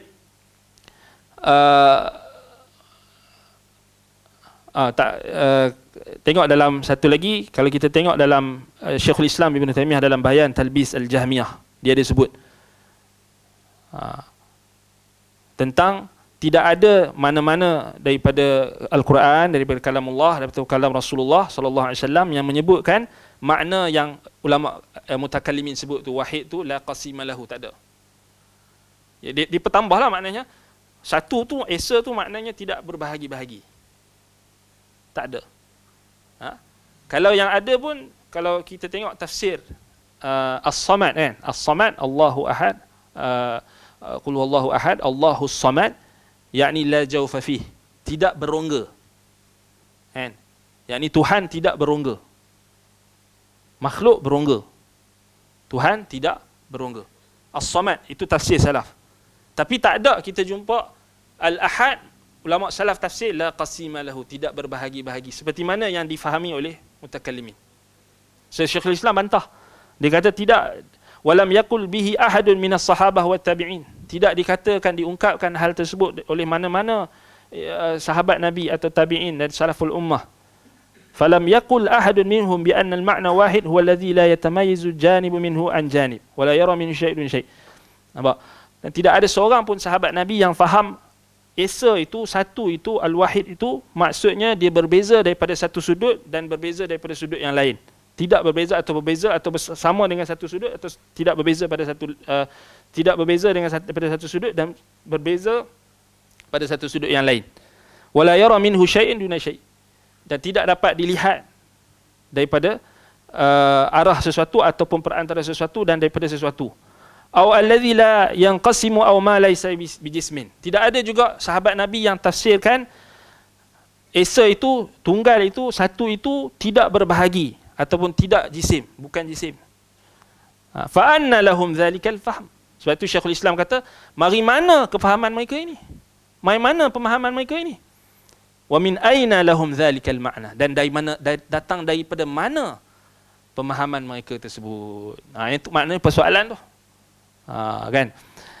Dan banyak lagi kalau kita nak tengok bantahan-bantahan ni, kalau kita tengok boleh rujuk, kalau semuanya dalam kitab bahasa Arab lah, kita buat Ar-Raddu 'ala al-Jahmiyah wa Zanadiqah, At-Tadmuriyah, At-Tis'iniyah, Syekhul Islam Ibn Taymiyah ada sebut Bayan Talbis Jahmiyah, dan Dar'u Ta'arud, Al-Aql wan Naql, dan banyak lagi. Sebenarnya ini antara kita katakan contoh-contoh lah, maknanya perkara yang menyebabkan mereka itu ahlul kalam, mereka salah di dalam mentafsirkan makna Allah, dan seterusnya memberi kesan kepada ta'rifan la ilaha illallah tu. Dan akhir sekali dia hanya apa? Nafikan kekuasaan dan isbatkan kekuasaan hanya kepada Allah. Jadi datang daripada situlah juga melarat masuk pada akidah-akidah mereka seperti akidah kasab, al-kasbu, yang ada unsur-unsur jabar, bahkan jabriyah, maknanya fatalistik.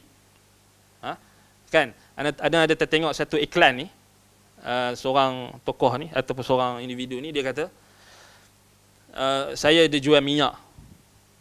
Dia ada jual minyak lah, minyak ubat. Orang panggil dia ustaz lah kan. Kata, jadi pakailah minyak ini, kata, berkesan insya-Allah. Yang penting kita tidak i'tiqad tidak i'tiqad kita sesuatu itu boleh memberi kesan melainkan Allah. Maknanya semuanya tidak berkuasa melainkan Allah. Maknanya apa sahaja kat muka bumi ini tidak berkuasa melainkan Allah. Itulah tauhid mereka. Bagi mereka itulah kemuncak tauhid. Kemuncak tauhid maknanya kalau itu fahaman mereka, jadi Jabariyah. Kita semua ini tak ada kuasa. Sebab dia kata tidak ada memberi kesan melainkan Allah. Allah sahaja yang memberi kesan. Bekas. Kan? Itu sebenarnya lanjutan daripada pemahaman mereka pada makna Allah tu. La qudrata ala ikhtira'. La qadirun ala al-ikhtira'. Maknanya akhir sekali membawa kepada fatalistik, pada Jabriyah. Sebab itu kalau kita tengok, ini mungkin boleh buat kajian, mungkin boleh buat kajian. Tapi sikap segelintir, kita tak nafikan orang Islam yang terpengaruh dengan fahaman Jabariyah ini, bukan tak ada, memang ada. Yang percaya bahawasanya tidak ada yang berkuasa melainkan Tuhan saja. Lalu mereka menafikan kuasa yang ada pada makhluk, menafikan iradah, qudrah yang ada pada makhluk. Sedangkan kita ahli sunnah, kita menetapkan maknanya makhluk ada iradah dan Tuhan ada iradah, ada kehendak. Tetapi kehendak Tuhan mengatasi kehendak makhluk. Itu beza dia. Wa ma tasyauna illa an yasha Allah. Tapi bila mereka nak isbatkan la qudrata ala al-ikhtira' illa Allah, inilah isbat. Akhir sekali memberi kesan kepada dari sudut banyak sudut. Antaranya dari sudut hukum alam, dari sudut hukum, kita ambil contoh hukum causality, causation, cause and effect. Akhir sekali mereka mengatakan contohnya alam ini maknanya tidak memberi kesan. Maksud tak memberi kesan ni, apa yang kita tengok yang berlaku, bencana alam dan sebagainya, itu semua kuasa Allah dan kita makhluk tidak ada kuasa. Sebab itu kadang-kadang anda perhati juga, benda ni ada terkesan pada sebahagian orang yang dia memberi alasan nak buat macam mana, kita dah negara kita tak maju, maka kita macam ni sebab Allah dah tentukan macam ni. Ataupun misalnya banjir, kita nak buat apa ni, banjir ni kuasa Allah, kita tak boleh buat apa, redha je, dia ada kesan kan. Kemudian kalau buat maksiat pun, sebahagian golongan yang tahap ghulu mereka itu sampai tahap mereka ni memang jadi Jabariyah tu, dia buat maksiat pun akhir sekali dia kata ni semua kehendak Tuhan. Kita nak cakap apa? Tak, memang itu yang nanti kita akan bahas hari 1 Januari ni kan. Mungkin ada dalam pembahasan dalam daurah akidah kita insya-Allah 1 Januari kan. Asatizah kita mungkin ada dalam buku Profesor Basri Ibrahim tu, mungkin ada part-part yang boleh kita sentuh. Mungkin kalau sampai mungkin asatizah kita akan sentuh sedikit tentang kesan dari sikap melampau mereka itu. Mungkin anda tak pasti, anda pun tak sempat nak baca semua, scan semua kitab tu. Cuma anda tengok yang dibahagikan kepada anda tu, tapi anda akan tengok mana ruang yang kita boleh masuk, kita boleh jelaskan. Tetapi secara umumnya macam tu. Sebab tu kesan pada apa kita kata, kesan dia pada sikap. Kadang-kadang pada sikap. Sebab tu kita tengok ada setengah-setengah orang yang kuat beragama ni, ya kita tahu dia kuat agama kan, bagus kuat agama tu bagus, tapi kadang-kadang tidak kena pada tempat. Anda bagi contoh yang mudah. Banjir berlaku kan, banjir berlaku di Pantai Timur. Kita tak nafikan Pantai Timur ni ramai orang yang kuat agama, tapi ada benda yang kita kena sebutlah, benda tu bukanlah itu agama. Contohnya bila dah banjir kan, banjir ni dah jadi pulau, tenggelam. Ada orang yang dia sanggup cari sampan untuk pergi masjid. Orang akan kata bagus, betul tak? Baguslah, memanglah kita pun kata bagus. Ini menunjukkan kekuatan. Mana takkan nak kata dia tak bagus, baguslah. Tapi kalau kita tengok, perhati betul-betul, perhati dengan neraca ilmu, bukan emosi. Kalau emosi kita bagus ya pak cik ni, tengok orang semua tak pergi masjid, orang semua sibuk dekat pusat penempatan sementara, dia pergi masjid. Bagus lah, memang hebat lah, memang kuat. Sedangkan ada rukhsah, betul tak? Berenang. Sedangkan dalam sunnah, dalam syariat, hujan turun boleh membasahkan pun ada rukhsah, betul tak? Daripada jemaah, betul tak? Itu kita kata faham agama, nakkan agama tu bagus, tetapi cara praktikal tu kadang-kadang kita tak boleh nak ikut. Asal orang agama buat je memang betul lah 100%. Itu anda bagi satu contoh. Contoh yang lain, kita selalu dengar jawapan yang sama daripada orang-orang yang, yalah kita cakap lebih ni, orang kata kita ni anti sekian-sekian. Tapi kita kena sebut jugalah kadang-kadang tu, kita memanglah banjir itu adalah musibah, banjir itu adalah takdir. Tetapi ada tak ruang yang Allah Ta'ala berikan akal fikiran kita untuk kita cuba untuk mencari sebab-sebab dan cuba mengatasi atau mengurangkan risiko dan sebagainya? Ada tak? Syarak Allah Subhanahu Wa Ta'ala bagi tak kita akal untuk digunakan? Kan? Last sekali duk salah gajah. Dia kata gajah khurafat. Dia kata orang asli yang kata gajah kan ada waktu sebelum banjir tu, dalam bulan 10 macam tu, adalah keluar berita ni. Berita orang asli. Dia berkata apa dia, gajah kalau naik bukit ramai-ramai, gajah tu naik bukit berkumpulan, maknanya akan berlaku bencana dekat situ. Itu mereka kata orang tua-tua kata. Orang tua-tua kata kat kawasan tu akan berlaku bencana. Tak kira lah banjir ke apa ke, tanah runtuh ke apa, kat situlah. Dia kata sebab mungkin pengalaman dia apa. Dia tengok gajah tu ramai sangat. Gajah tu berkumpulan naik bukit ramai-ramai. Jarang-jarang berlaku.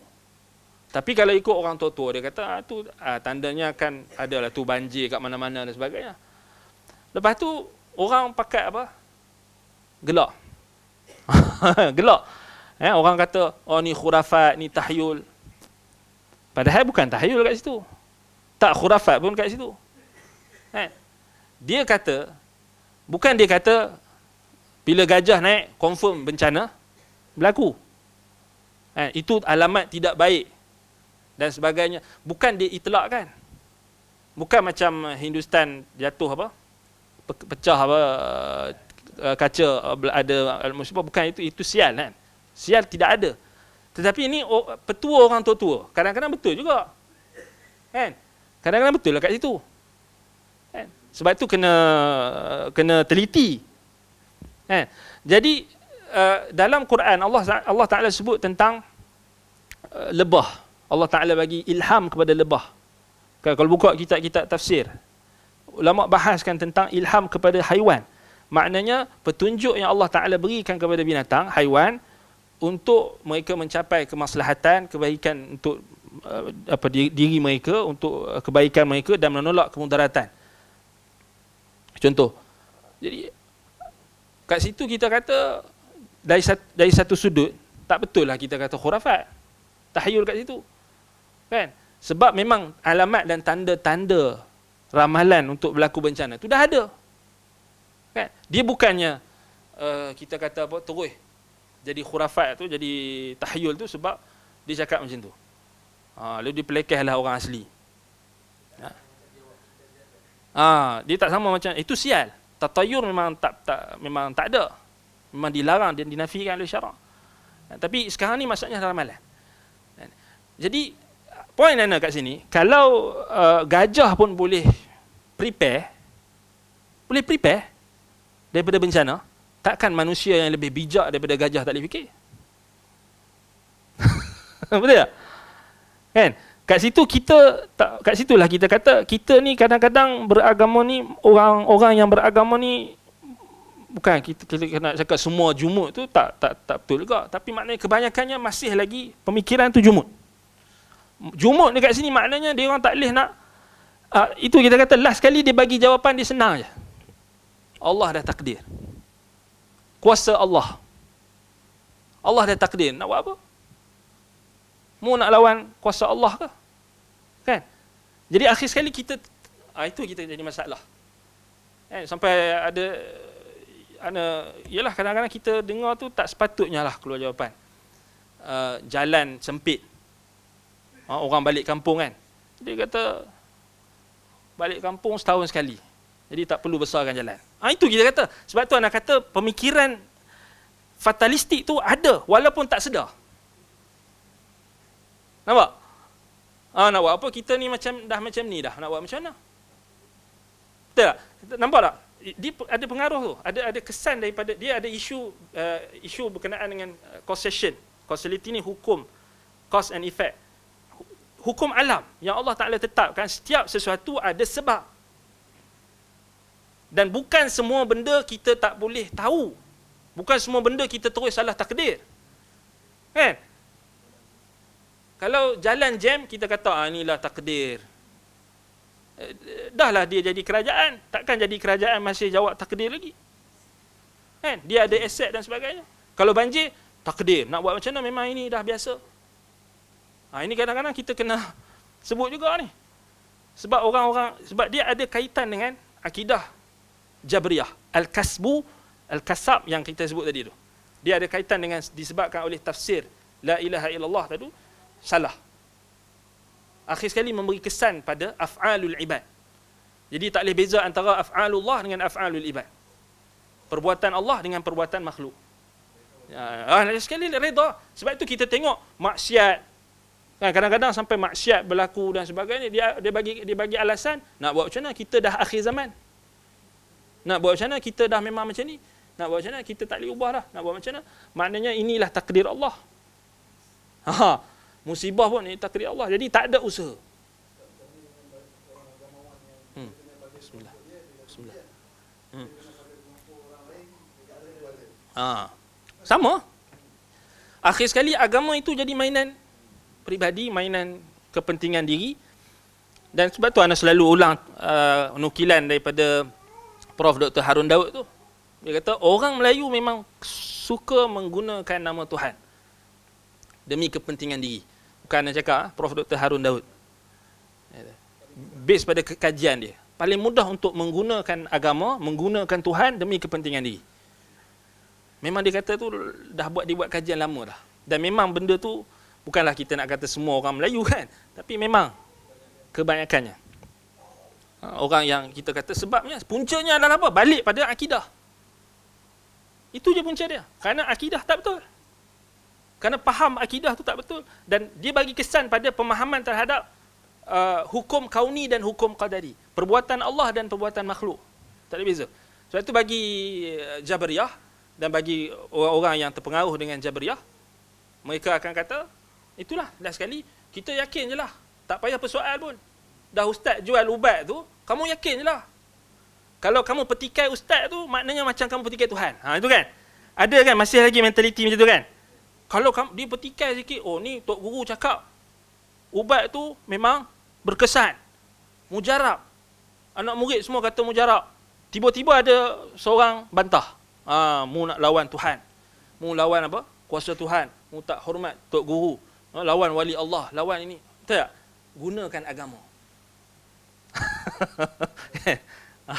Jadi kita syukur kepada Allah SWT kerana kita kenal, dapat hidayah kepada manhaj salaf, kepada sunnah, kepada tauhid. Kita tak mudah untuk dipergunakan dan dieksploitasi kan, sampai orang ketuk rumah kan pun jadi isu kan, isu apa, ketuk rumah dekat negeri mana tu, dia kata jin ketuk, kemudian percayalah dekat bomoh. Waktu maghrib kan, dia kata ketuk pintu, ada orang ketuk pintu tapi tak tahu siapa. Last sekali pergi jumpa bomoh. Jadi penuh, mudah dieksploitasi. Puncanya kerana antaranya pemahaman tentang akidah tidak benar. Jadi banyak lagi kita nak kena buat kerja. Maknanya kita tengok hari ni macam-macam, macam-macam. Sebab itu kita kena apa, ialah sampaikan kebenaran. Tauhid ni, dia tauhid yang sahih, akidah yang benar ini, dia takkan kita kata lari daripada fitrah. Dia praktikal. Kan? Praktikal. Bukannya kita bincang tu teori saja, tapi akidah ahli sunnah, bila kita bahaskan tauhid menurut ahli sunnah, dia practically, dia boleh dipraktikkan. Dan kita nampak benda itu, dan kita boleh lihat kalau kita dah ada kemampuan untuk membezakan antara tauhid dan syirik, membezakan antara yang sahih dan yang batil, insya-Allah kita akan diberikan petunjuk oleh Allah SWT dan diberikan furqan, yakni pembeza antara hak dan batil. Baik, naktafi bihadzal qadar. Ana rasa cukup setakat itu. Aqulu qawli hadza wa astaghfirullah li wa lakum. Maknanya kita berhenti kat 81-an. Maknanya hari ni panjang sikit syarah. Naktafi bihadzal qadar. Aqulu qawli hadza wa astaghfirullah li wa lakum. Subhanakallahumma bihamdika asyhadu an la ilaha illa anta astaghfiruka wa atubu ilaik. Wa sallallahu ala Muhammadin wa ala alihi wa sahbihi wa baraka wa sallam. Alhamdulillahirabbil alamin. Wassalamu alaikum warahmatullahi wabarakatuh.